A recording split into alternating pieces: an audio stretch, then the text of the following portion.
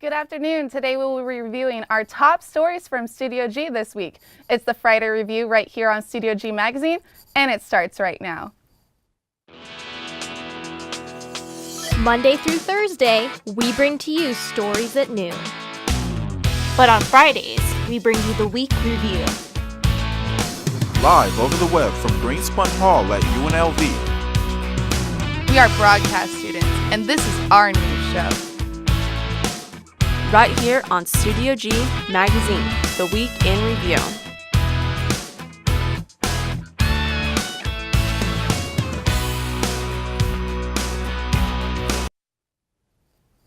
Welcome to Studio G Magazine, the week in review. I'm Katie McLean. We start off with Monday. Since the opening groundbreaking has been getting buzz all over the world, Monica Cran tells us more. The observation wheel will give the public a 30-minute experience of the Las Vegas skyline. The high roller has 28 cabins that hold 40 people each. It's like the world's biggest bicycle tire, if you think about it. We've got a hub, we've got spokes going out from the hub that attach to the rim, just like a bicycle tire, and then we hang the cabins off of that rim to have a stabilization system built into them that allow the cabins to stay level, so that when you get to the top, you're not dancing on the ceiling like Lionel Richie. Operations Manager James Donahue has been with Caesars Entertainment for 10 years. General Manager Eric Eberhardt, who has 30 years of experience with Disney, hired Donahue in November of 2013. Long shifts from 6 a.m. to 8 p.m., Donahue trained about 130 new employees to prepare to open the high roller to the public. The high roller created roughly about 130 jobs. The link in and of itself probably created close to 1,400 to 1,500 jobs. During the construction phase of both, we had probably about 7,000 to 8,000 construction workers working on the project.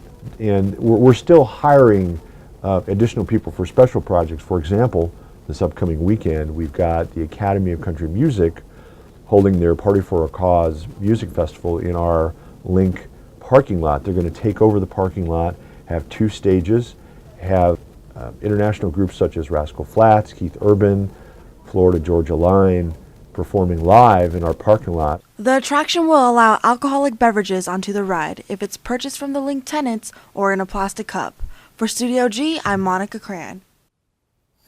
Monica, thank you. As luxurious as these cabins are, unfortunately, there are no restrooms, but 8 tons of air conditioning runs in each individual cabin, plus many other amenities.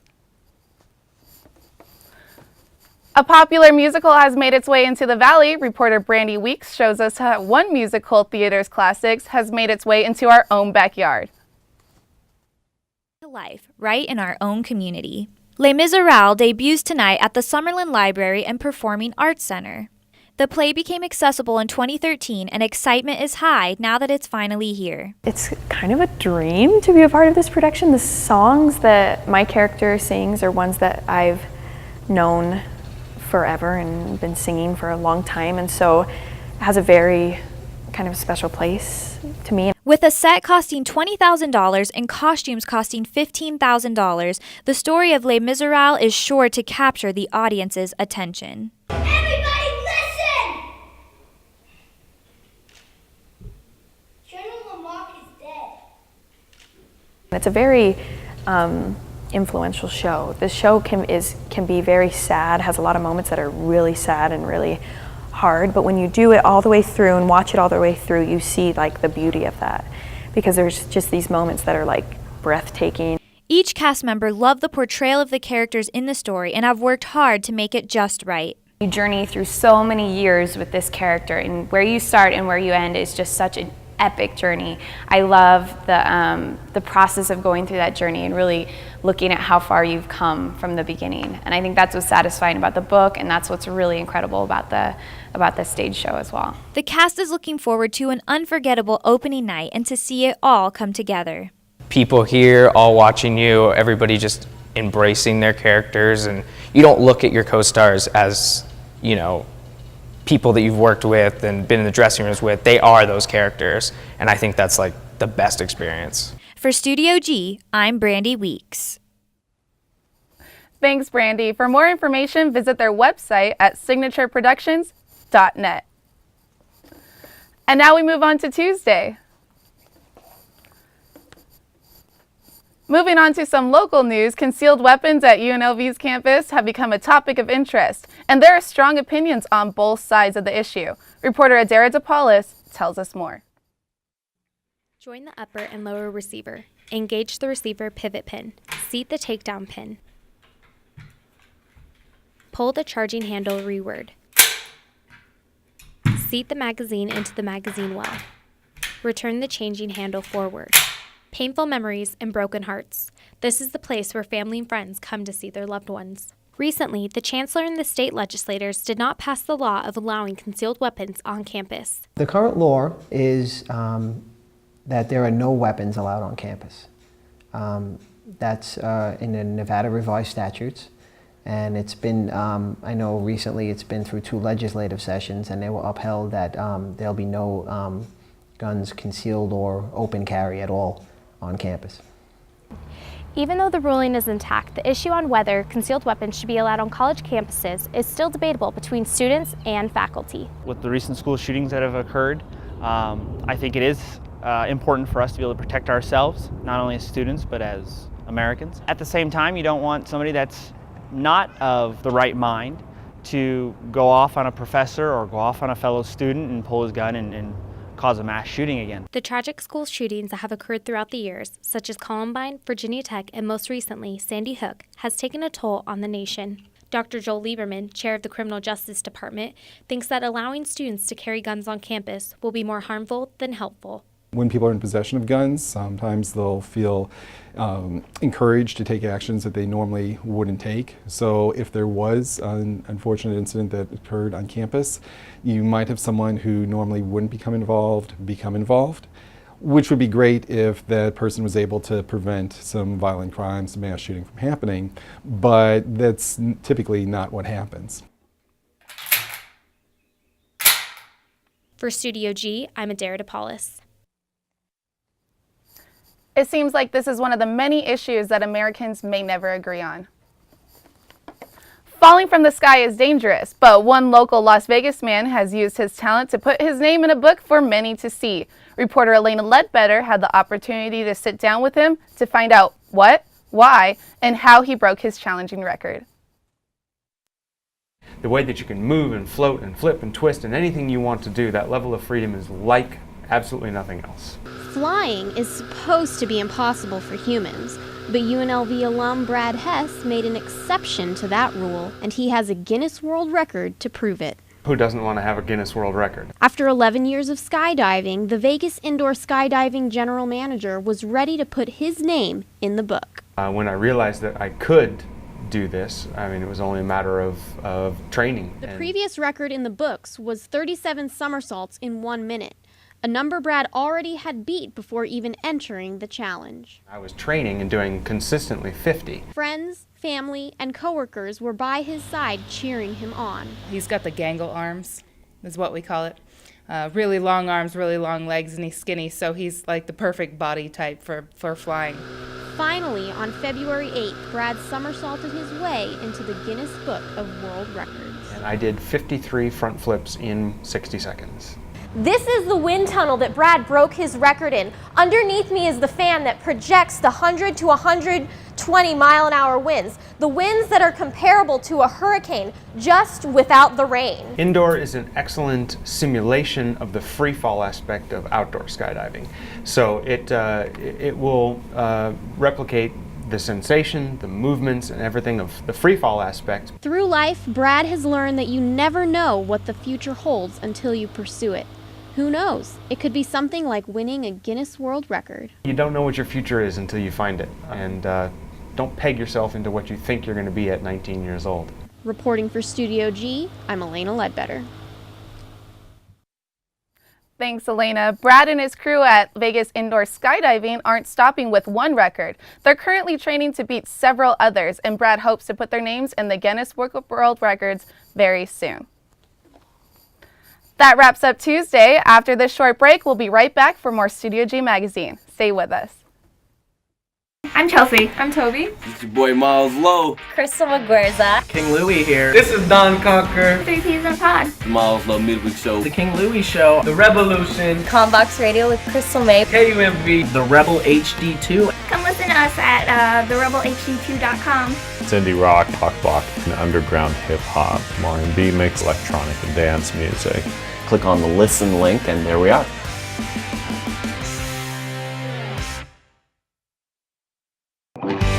I want this place to be a place that they feel safe, is secure, a place where they get inspired. So many times we kind of get complacent in our everyday life, transforming lives in the community from the inside out. I've been in fitness my whole life, but now tying that in now in my spiritual walk, it's been just amazing. Some people may want to run a marathon. Some may want to just get off their asthma inhaler. Exercising and moving our bodies, I think it's, you know, always say if you don't use it, you lose it. Welcome back from the break. Now we move on into Wednesday. Nevada's unemployment rate dropped to 8.6% in February. That's 0.3% below what it was back in January. Although this is a good sign for many, teenagers in the Las Vegas Valley don't agree. Reporter Fabiola Marzano has our top story. Andrea is a 16-year-old who's trying to support her family, but she's battling with people twice her age to get a minimum wage job. My brother, he's working right now, but he's going to be leaving soon, and I don't want to leave everything to my parents. I don't want everything to just fall on them. Andrea falls into the 17% of teenagers who are unemployed in Nevada. It's very difficult. But May Worthy from the Nevada of Employment, Training, and Rehabilitation says companies are choosy on who they hire. Most companies, of course, they're looking to hire the best candidate possible. And if that experience is what they're particularly looking for, then yes, it may make it more difficult for a younger person who don't have that experience. Myra Jurado is concerned whether her daughter will ever have an opportunity. Cada lugar que va siempre le van a pedir experiencia. At every job interview, they ask my daughter if she has experience. But how is she going to gain experience if they don't give her the opportunity to start somewhere? But starting somewhere starts by knowing how to sell yourself to companies. Make sure that when you go on interviews that you are dressed to impress and be able to really sell yourself on why an employer should hire you over the competition. She knows her good grades at Southwest Career Technical Academy are not helping her get the job she wants, but with the support of her family, Andrea says she's not giving up. It's my main goal to be able to save up and help my family and get a job. So before applying for the job, turn in a resume to prove companies you have what it takes. Here you go. For Studio G, I'm Fabiola Marzano. Thank you, Fabiola, for the information. If you want to know more about unemployment in Nevada, visit nevada.jobconnect.com. Hundreds of people entered the raffle to win the dogs at last Friday's winners got to take them home. Reporter Troy Fosgate has the story. Has always been to find these puppies happy, healthy, forever homes. And we figured that the drawing was the fairest way to give everybody who was interested in these puppies a chance at adopting them. Before the puppies were even available for adoption, we had lines here at 5, 6 in the morning of people interested in them. And we thought by doing a drawing that would eliminate a lot of the problems of either people lining up or any other situation that we kind of ran through to figure out the best way to keep everyone involved in the process. The raffle winners were ecstatic, bringing these rescued puppies to a new home and a secure life. A tragic event risen to a newfound blessing. So we were so excited when they finally decided they were going to do a raffle for the puppies, and we went online and we saw her little face. And we bought a ticket for her on Monday, and then they called us Tuesday evening to let us know that we had won. I saw it on the news, I want to say the day it happened, and it absolutely broke my heart as a owner of a dog already. Broke my heart. I couldn't believe that anybody could do that to these little babies. Well, the whole story around this puppy thing is very intense, and it's very heartfelt. And to find out what they've been through, it's an honor to be part of helping to rescue them, because we want to give them a good home, a happy home, because it's tragic what they went through. And I think it's a blessing in disguise that he came into our life. The puppy raffle money proceeds went straight to charity. As long as it's going back to support the animals, it's always a great cause because that's what they need is the support and the resources to take care of these pets in a good manner. So for charity and the reasons that it's going to take care of the dogs, it's always the right thing to do. For Studio G, I'm Troy Fosgate. The winners' homes were inspected before the puppies were sent home. If you weren't one of the winners of the puppies, the Animal Foundation says that they still have plenty other dogs that they would like to find a great home as well. After 2 back-to-back earthquakes, California residents fear the worst is yet to come. Reporter Daphne Barreto tells us more. One earthquake after another, all in just 10 days. I ran out of my car and ran right into the arms of this man. And we were in the middle of the street just like hugging, and we were so scared. And then it stopped, and then he invited me into his house, and then there was an aftershock, and then we were hugging again with his wife. Southern California has been rattled by 2 strong, frequent earthquakes, some believing this to be an ominous sign of something bigger to come. Nervous, not prepared. I'd say we're sort of ready as one could be. California gets more earthquakes than any other region in the United States. When we have an earthquake, a big earthquake on the Puente Hills, the strong shaking is going to be downtown Los Angeles, Hollywood, East LA, and we're going to see a much, much higher level of damage. Though it's unlikely that a bigger quake will hit the state of California, it is possible, and emergency teams are ready. A disaster like that is going to overwhelm any public service agency. And so once again, we saw in Northridge that we need to have those channels of communication open, that we need to be able to respond very quickly, not with just internally among ourselves, but with LA City and some of the nearby agencies. Was probably one of the big focuses that came out of Northridge. From Studio G, I'm Daphne Barreto. Although California residents have experienced many earthquakes in the past, it's important to always prepare in case a big one strikes. Always hold earthquake drills at your families. Drop, stop, and hold on. Don't leave yet because we still have the best stories from Thursday. More Studio G magazine coming up. Your community's farmers market. Welcoming, lively, friendly. A place where neighbors and friends come together to celebrate their community. With over 50 vendors, organic, sustainable, fresh produce are available just for you. Support and buy local at Fresh 52. Participation in Greek fraternity and sorority life at UNLV can provide an experience like no other, with benefits including supportive friends, leadership and career opportunities, and community service. Greek life at UNLV is really great because it's a good way to network and meet new people from all over the place. We got academics and we're all about that culture. So we encompass everything all around, and we're out here and we're trying to better ourselves and try to make it better, and let's just make it all better all together. Welcome back from the break. We now shift gears and go on to Thursday. Allergy sufferers didn't get a break from the spring weather this season. Sniffles, coughing, and sneezing are heard like an orchestra all around the valley. But in a study at UNLV, it helps to stop living in misery. Reporter Elena Ledbetter brings us our story. Season has hit UNLV hard, leaving students sniffling, sneezing, and wheezing their way through the rest of their semester. My nose runs, my throat hurts. I get all congested, get really stuffy and a headache. Just kind of tough it out, maybe some ibuprofen. But help may be on the way. Pollen counting has returned to Las Vegas and will be studied at UNLV. The count will provide a more detailed pollen forecast of the valley. It allows somebody who's suffering from allergies to maybe avoid certain periods of time going out or avoiding places to go. The project started a few years back, but was discontinued in 2010 due to the economic downturn.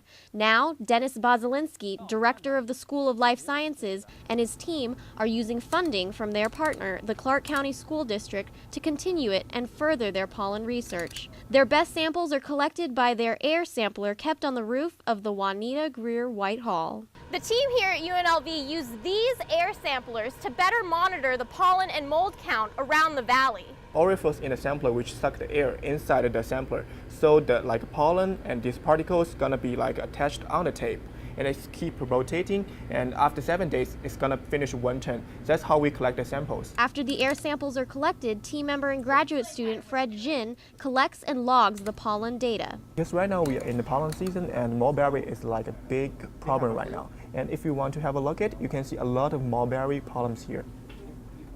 Bozolinsky and his team hope to collect enough data to better predict later allergy seasons and help the community around them. We're trying to give something back and show that UNLV is doing something to help the community and in the public health field as well as the biology field. Reporting for Studio G, I'm Elena Ledbetter.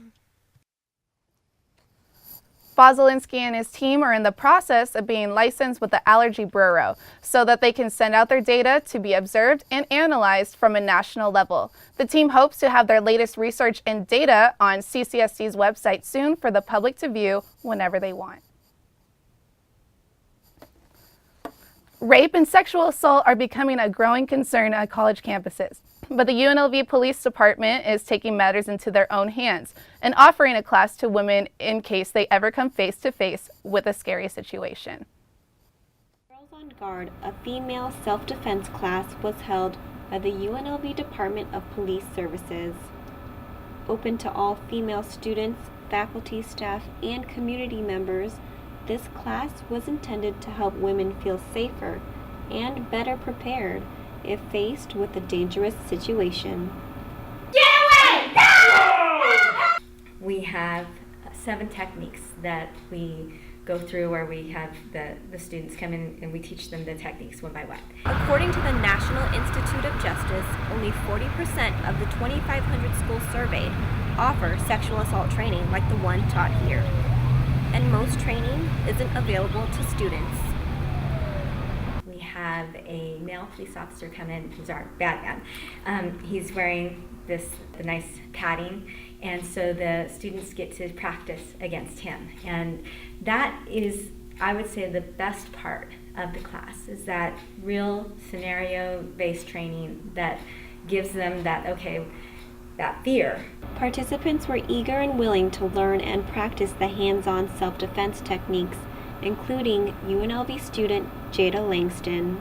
I leave campus late, so like from the library, from studying, and it could be like 9 or 10 o'clock at night, so I thought it'd be more comfortable if I actually knew how to help defend myself. UNLV Police Sergeant Denise Murphy has been teaching the Girls on Guard female self-defense class to the women of the Las Vegas community for 6 years, and she doesn't plan on stopping. The one thing that I would want them to take is to practice, to think about, be aware of what's around them, and to know that they are strong. For Studio G, I'm Tristan Balagtas. Girls on Guard. Girls on Guard is held throughout the year, so be sure to check out the UNLV Police Services website at policeunlv.edu for more information. Looking for an adventure in the downtown area? There's a book called Discover Downtown Las Vegas, and that can help. From hidden attractions to the history of old Las Vegas, co-founder of the book, Lorelei Ezra, tells us it's where old school meets new cool. What we're finding is there's not one resource that really covers everything. So this is going to be that resource. This is going to fix that problem. Stuff that just was not down here at all before. So, you know, I like seeing the growth because it really feels to me like there's excitement, there's energy, there's people, you know, there's a sense of community where when I was younger, I can't say that there was, especially not downtown. Working with founder Barry Bradley, Ezra is a Las Vegas native who also has a marketing company called Crowd Siren. They plan to make the whole tour fluid. Our business partner, Barry, he was downtown and he would come visit all the time before he lived here. He always saw people on Fremont Street sort of looking around, like walking down Fremont Street Experience, but not going into the casinos, sort of looking a little confused. One day he saw someone taking a picture of Vegas Vic. And he's like, do you know what you're taking a picture of? He's like, no, it's just really cool. He's like, well, let me tell you the story. Over a year, Barry started collecting stories of everything that happened downtown and the history of where Vegas started. He turned everything he compiled into a book to help tourists and locals know what they were looking at and what to look for. If you have any questions, you can discover downtown Las Vegas at discoverdowntownlasvegas.com. Adjusting to a home away from home right out of high school isn't always easy, but there is power in numbers. With 90 registered members, the UNLV Hawaii Club is making waves and spreading a little aloha. Reporter Nicole Reynolds has the details. E lua, e kolu, e ha, e lima, e ono, e hiku, e walu. E walu meaning 8, the number to represent the 8 islands that make up the Hawaiian chain, and to represent the 8 Hawaiian islands represented at UNLV. Being that we are in the mainland, of course it differs because we're not back in the islands. We don't have the water here, and the people are a lot different up here than they are back home. Being that we are all up here, we get to experience that together, and I think that's one of the main things. The Evalu Club meets once monthly, but also participates in community service to show the public the aloha spirit that they were brought up with. Their most popular public event is their lua, the Hawaiian party. It's a way for all of our members to kind of gather everything that they worked on throughout the year, and just expressing through dance, which is what Polynesian culture is, and we just want to share that with the UNLV community, the Las Vegas community, to kind of bring everyone together and like show them what Polynesians or Hawaiians are about. This is the Evalu Club's 3rd annual lua. Their first lua brought in 250 people, and their second brought in 500. This year, the club is looking to expand that number by featuring multiple things key to island living. We're actually going to have Hawaiian cuisine, and we're going to have our student showcase. We're going to do 4 different Polynesian cultural dances. We're going to do hula, which is the Hawaiian, Samoan from Samoa, Tahitian, and Maori from New Zealand. And it's about an hour-long show, so it should be really good.